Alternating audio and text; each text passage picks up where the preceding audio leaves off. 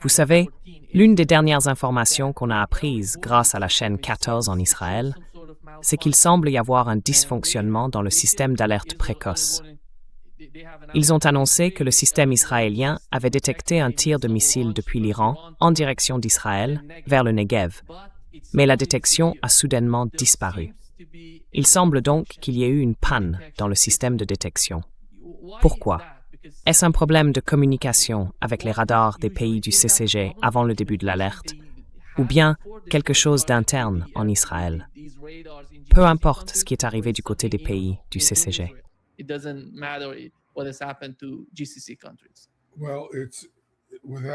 Eh bien, sans avoir beaucoup de détails, on ne peut pas vraiment savoir. Mais le système d'alerte précoce d'Israël ne fonctionne pas très bien. En fait, il est resté à un niveau assez faible depuis les tout premiers jours qui ont suivi l'attaque du 28 février.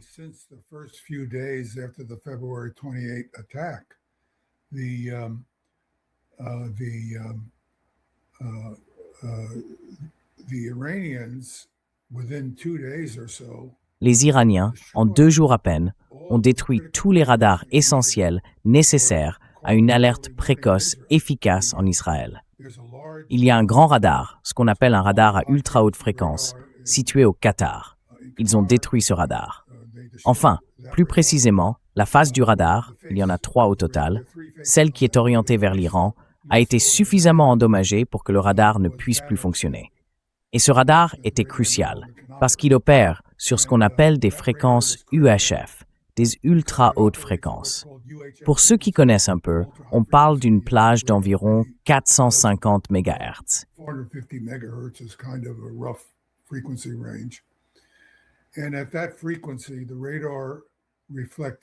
À cette fréquence-là, la réflectivité radar des missiles lancés depuis l'Iran est relativement élevée. À des fréquences plus hautes, cette réflectivité devient beaucoup plus faible.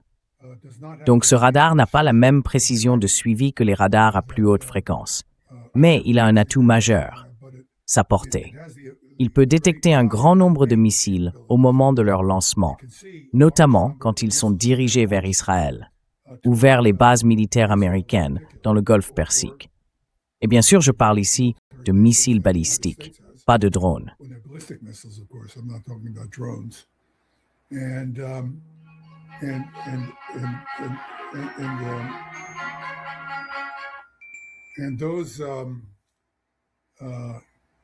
Et ces missiles peuvent être suivis avec une précision suffisante pour qu'on sache à peu près où ils se dirigent.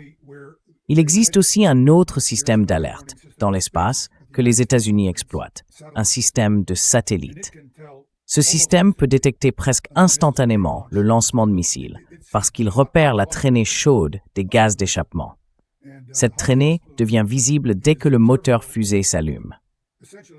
Et les satellites peuvent même voir à travers les nuages. Ils fonctionnent sur certaines longueurs d'onde où l'atténuation de l'infrarouge par les nuages est relativement faible. Donc ils peuvent observer le lancement et ils sont très sensibles.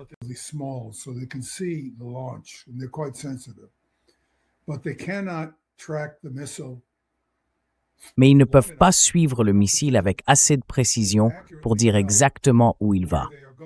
En revanche, ils sont suffisamment performants pour savoir s'ils se dirigent vers Israël ou vers un État du Golfe. Donc, pour ça, ça marche. Mais ils ne peuvent pas dire si le missile va tomber sur Tel Aviv ou sur Haïfa, par exemple. Pour ça, il faut un radar. Et le radar longue portée, celui qui est au Qatar, est essentiel pour ce qu'on appelle le cueing des radars THAAD. Ces radars à fréquence beaucoup plus élevée et à longueur d'onde plus courte, qui fonctionnent dans ce qu'on appelle la bande X. Le radar UHF, lui, fonctionne à environ 500 MHz, soit un demi-gigahertz, disons. Le radar en bande X, lui, fonctionne à 10 GHz, donc à une fréquence 20 fois plus élevée.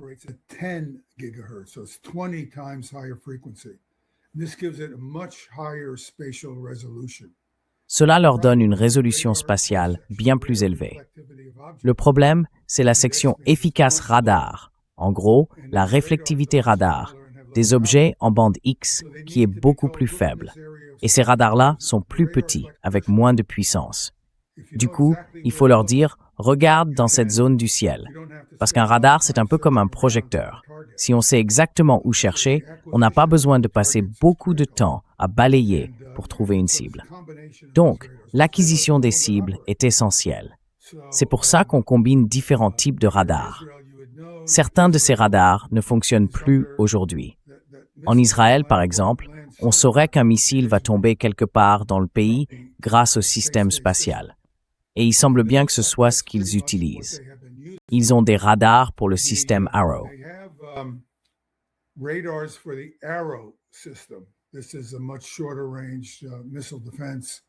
C'est un système de défense antimissile à beaucoup plus courte portée. Certains de ces radars, peut-être même plusieurs, fonctionnent encore. Il y a aussi des radars Patriot qui peuvent toujours être en service parce qu'ils sont plus difficiles à repérer et à attaquer. Donc je ne sais pas si tous ces radars ont été détruits, mais à mon avis, les Israéliens utilisent les radars Patriot et Arrow pour l'alerte. Après, on ne sait pas vraiment dans quel état ils sont. Le Patriot, par exemple, a déjà eu un problème, du moins par le passé. Il perdait parfois la trace de ses cibles pendant le suivi. C'était un problème logiciel, et on peut supposer qu'il a été corrigé ou résolu. Mais qui peut en être sûr? Ces radars sont extrêmement complexes. Et en ce moment, tout est remis en place avec les moyens du bord, parce que le système d'alerte, qui était auparavant très solide avant d'être détruit, n'existe plus.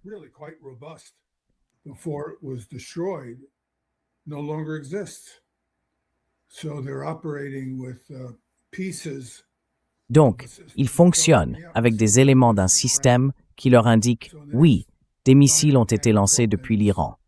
Ce qui veut dire que dans les 9, 10 ou 12 prochaines minutes, quelque chose va se passer en Israël. Mais je ne peux pas vous dire si ce sera à Haïfa, à Beersheva ou ailleurs.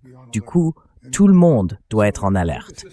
Et je pense que ce système, vous savez, a un effet énorme sur la population. Parce qu'avant, on pouvait prévenir les habitants de Haïfa qu'il allait se passer quelque chose, leur dire de se mettre à l'abri. Mais on n'avait pas besoin de réveiller tout le monde, en pleine nuit, à Tel Aviv, à Beersheva et dans toutes les autres villes. Aujourd'hui, ça met une pression énorme sur la vie des gens, surtout quand on doit se lever plusieurs fois par nuit pendant ces attaques. Je n'ai pas entendu dire que les attaques de missiles balistiques avaient repris contre Israël. Est-ce que c'est le cas?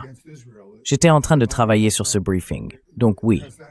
Est-ce que vous savez s'il y a en ce moment des attaques de missiles balistiques contre Israël?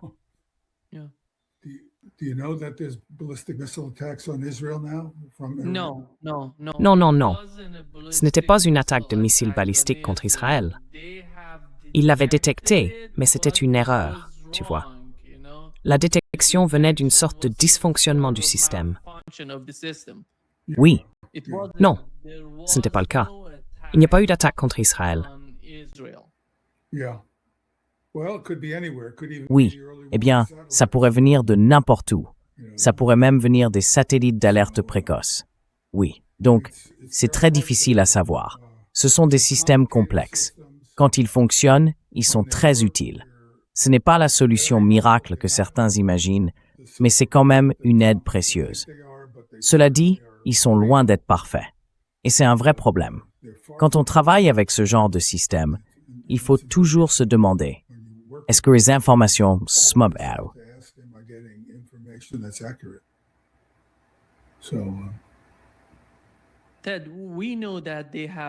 Ted, on sait qu'ils ont envoyé un dôme de fer ou quelque chose de similaire aux Émirats arabes unis pour les défendre pendant la guerre. D'habitude, quand on parle de défense aérienne, on ne parle pas du dôme de fer. On évoque plutôt le système Patriot, le THAAD ou l'Arrow. Alors, qu'est-ce que le dôme de fer exactement et à quoi sert-il?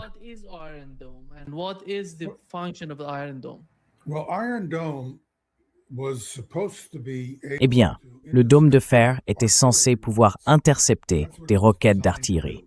C'est pour ça qu'il a été conçu.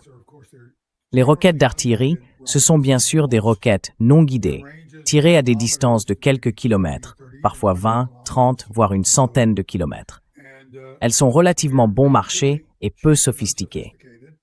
Elles transportent des ogives qui peuvent peser entre 5 ou 6 kilos, jusqu'à 100 ou 150 kilos pour les plus grosses, à longue portée.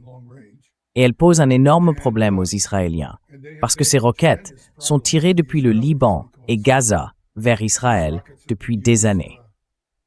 C'est pour cette raison que les Israéliens ont mis au point ce système de défense antimissile qu'ils appellent le dôme de fer. Mais ils mentent sur ses performances depuis le tout début.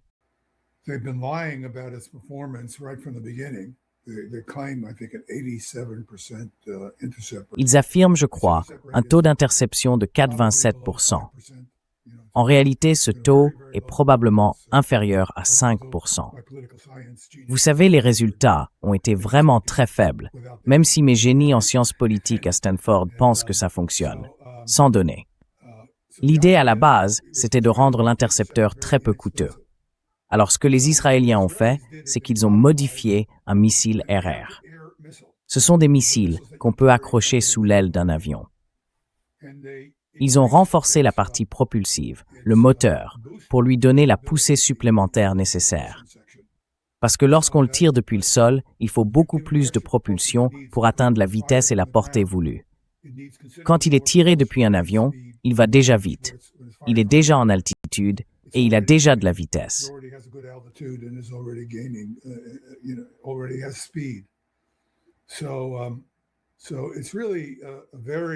C'est donc en fait un missile RR, très perfectionné, très sophistiqué, je dirais même. Et il était censé pouvoir intercepter des roquettes d'artillerie. Or, ces roquettes-là volent à une vitesse de 2, 3, parfois 400 mètres par seconde. C'est très différent d'un missile stratégique iranien qui file à environ 3000 mètres par seconde. Donc la vitesse de croisement est bien plus faible. Et cette vitesse de croisement, elle est cruciale, ne vaut pas, parce que c'est elle qui détermine la façon dont je vois le missile, la distance à laquelle je détecte la cible et le temps dont je dispose pour ajuster ma trajectoire et la frapper. Si la vitesse de croisement est trop élevée, je n'ai tout simplement pas le temps. Le missile me passe juste devant. Donc, les vitesses de croisement pour lesquelles ce système a été conçu sont beaucoup plus faibles. Et, pour une raison que je n'ai toujours pas comprise, il a échoué de façon catastrophique face à des missiles de courte portée.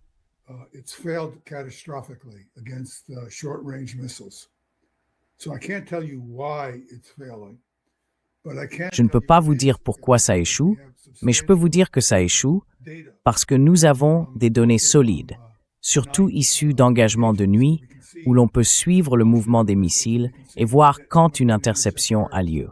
Et les interceptions avec le dôme de fer sont presque inexistantes. Là, je parle de cibles balistiques, de roquettes d'artillerie, et bien sûr, ils ont aussi tiré sur des roquettes stratégiques, ce qui a été un gaspillage incroyable d'intercepteurs. En revanche, cet intercepteur du dôme de fer est extrêmement performant contre les drones et les avions. En fait, c'est essentiellement un missile anti-aérien modifié. Les drones sont même des cibles plus faciles qu'un avion, parce qu'ils se déplacent plus lentement et n'ont pas les capacités d'évasion qu'un pilote chanceux pourrait avoir s'il voyait le missile arriver. Donc oui, c'est un excellent missile pour abattre des drones.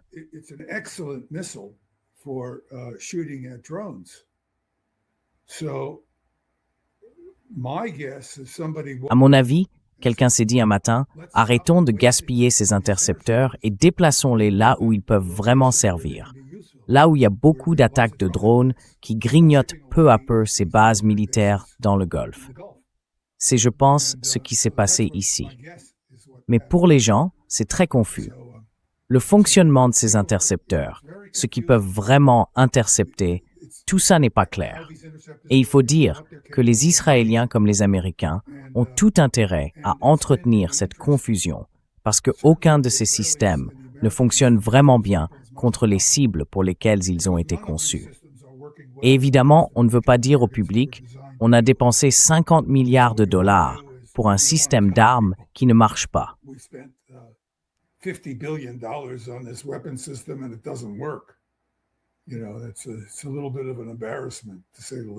Vous savez, c'est un peu embarrassant. pour dire les choses simplement. Alors on continue de mentir à ce sujet.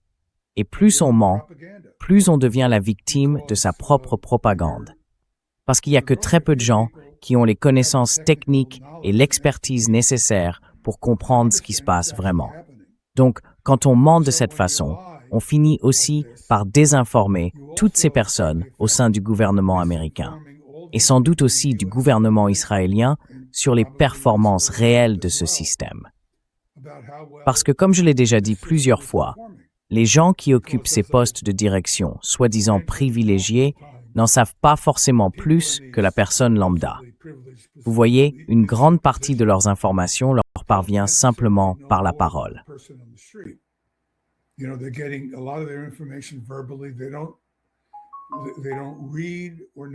Ils ne lisent pas ou n'ont pas forcément accès, ni même l'envie de lire des rapports techniques. Ces rapports sur les missiles sont souvent classifiés et gardés sous clé parce qu'ils montreraient que les systèmes ne fonctionnent pas. Quand j'étais impliqué et que j'ai révélé que le Patriot n'avait pas fonctionné pendant la guerre du Golfe en 1991, j'avais encore à ce moment-là des habilitations actives pour accéder à des informations classifiées. Et quand je suis allé au Congrès, ils m'ont montré ce rapport sur le Patriot. Il était très soigné. Il affichait soi-disant 90% de réussite. Franchement, on aurait du mal à y croire en le voyant. Et le document lui-même, papier glacé, très beau, impression couleur, vraiment un truc luxueux.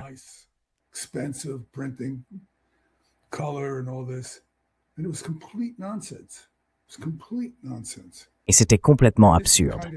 Vraiment, complètement absurde. Et c'est ce genre de choses qui circulent jusqu'au plus haut niveau de direction. Vous savez, le président Bush, George H.W. Bush, en 1991, avançait sans savoir que le système Patriot échouait pendant la guerre du Golfe. Il ne l'a découvert que tard dans le conflit. Dick Cheney non plus, qui était alors son secrétaire à la Défense. C'est le ministre israélien de la Défense qui leur a dit, lors d'une réunion, je crois que c'était en janvier, donc presque à la fin de la guerre, et il ne le savait littéralement pas. Vous voyez, l'idée que les gens à ces postes de direction sont toujours bien informés, ce n'est pas forcément vrai. Et c'est justement ça qui rend les choses si problématiques.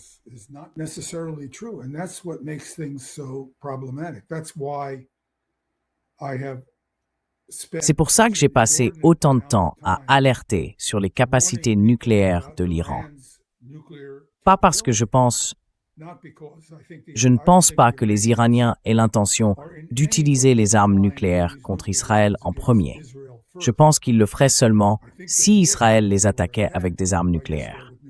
Donc, l'accent que je mets sans cesse sur le programme iranien, ce n'est pas pour dire « ces gens sont vraiment dangereux ». C'est pour dire « ne partez pas du principe qu'ils sont incapables de vous éliminer en tant qu'État, monsieur l'Israélien, si vous pensez pouvoir les attaquer impunément avec des armes nucléaires, parce qu'ils peuvent riposter, et ils vous élimineront en tant qu'État viable. »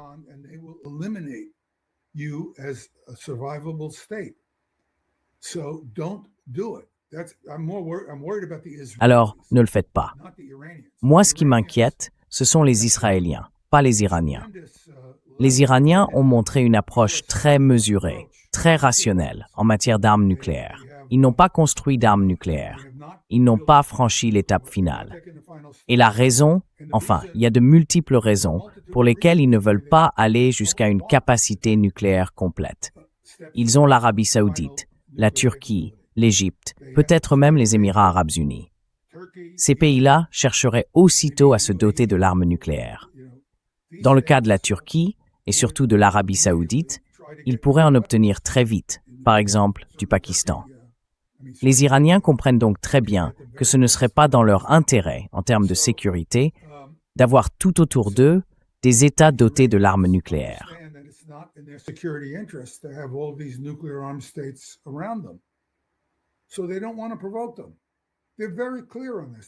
Donc, ils ne veulent pas les provoquer. C'est très clair pour eux. Ils l'ont répété à plusieurs reprises. Tout ça est bien réfléchi. Ils comprennent très bien quelles sont leurs options et on peut dire qu'ils s'en sortent plutôt bien sur ce point. Leur objectif, c'est de négocier une approche raisonnable pour gérer les capacités d'enrichissement qu'ils développent. Ils n'y renonceront pas, absolument pas, parce qu'ils sont en conflit avec deux nations qui ont clairement indiqué que leur objectif envers l'Iran, c'est le génocide. Ces deux nations, ce sont Israël et les États-Unis. Et vous avez un président des États-Unis qui dit « Je les anéantirai complètement. Je mettrai fin à une civilisation vieille de plusieurs millénaires. »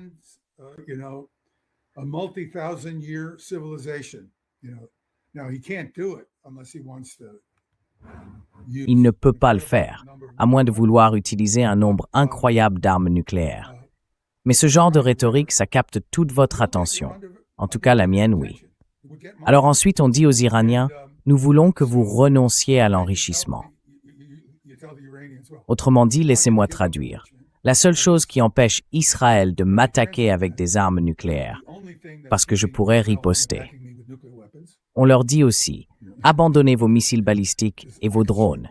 C'est-à-dire, la seule chose qui garde les Américains et les Israéliens sous contrôle.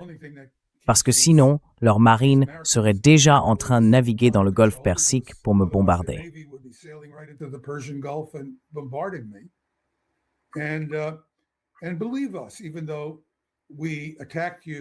Et croyez-nous, même si nous vous avons attaqué alors que nous étions en négociation avec vous à 2 reprises. Et d'ailleurs, cette situation où nous disons ne pas accepter votre gouvernement, alors que c'est nous qui avons créé votre gouvernement. Tout a commencé en 1953, avec Mossadegh. Ensuite, nous avons mis en place un dictateur terrible et répressif. Puis, en 1979, un autre régime répressif a remplacé ce dictateur répressif.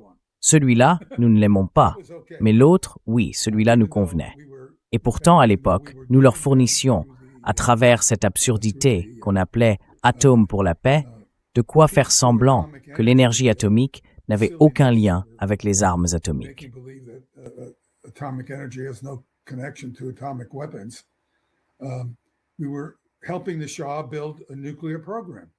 Nous aidions le Shah à développer un programme nucléaire, alors qu'il était déjà clair que son intention, à terme, était d'avoir l'arme nucléaire. Donc tout ce désordre, en grande partie, c'est les États-Unis qui l'ont provoqué. Et si vous êtes un Iranien instruit, et il y en a beaucoup, vous vous dites « Comment je fais pour gérer ces fous ?» Ils n'ont aucun sens de l'histoire, aucune morale. Ils semblent penser que, vous savez, tous les musulmans sont des fanatiques, comme, disons, Oussama Ben Laden. Ils ne font pas la différence entre une personne et une autre. Alors comment négocier avec des gens pareils? La vérité, c'est que c'est très difficile, et il faut de vraies garanties si on veut parvenir à un accord. C'est exactement ce qui se passe aujourd'hui du côté iranien.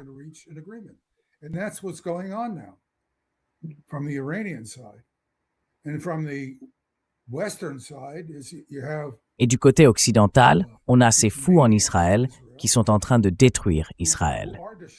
Je veux dire, si vous étiez quelqu'un qui croit en l'avenir d'Israël, disons pas forcément un sioniste, parce que vous pourriez être un Israélien éclairé, et dire « on doit aussi reconnaître aux Palestiniens le droit d'être ici ».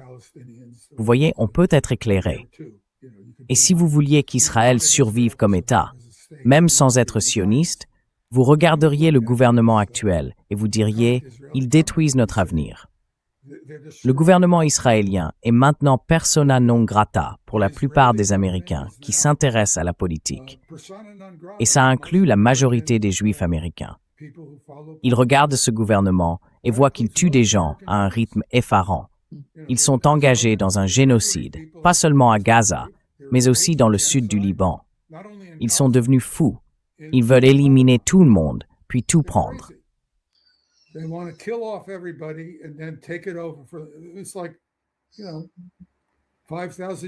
C'est un peu comme, vous savez, il y a 5000 ans, quand on vainquait un ennemi, on salait sa terre. Donc, vous avez ça en Israël, et puis les États-Unis qui sont complètement hors de contrôle. Et du point de vue d'un Iranien, qu'est-ce qu'on fait? On ne peut pas faire confiance à ce que disent les Américains. C'est une situation très difficile. J'ai beaucoup de sympathie pour le dilemme de la direction iranienne face à la diplomatie, parce que la diplomatie, C'est la seule solution réaliste. Et le comportement des États-Unis et des Israéliens a semé le doute sur le fait que la diplomatie, avec ces deux États complètement déments, ait encore un sens. Donc oui, c'est une situation compliquée. Mais comme je vais essayer de le montrer plus tard, la diplomatie reste la seule voie possible. Il n'y a pas d'alternative. En résumé, bon, je prends un peu de temps, mais je peux déjà donner la conclusion. En résumé, The bottom line is in 2025. En 2025, juste avant l'attaque américaine contre l'Iran en juin, les Iraniens produisaient plus de 400 centrifugeuses par mois. On le sait, parce que tout cela était surveillé par l'Agence internationale de l'énergie atomique. C'est énorme comme quantité de centrifugeuses.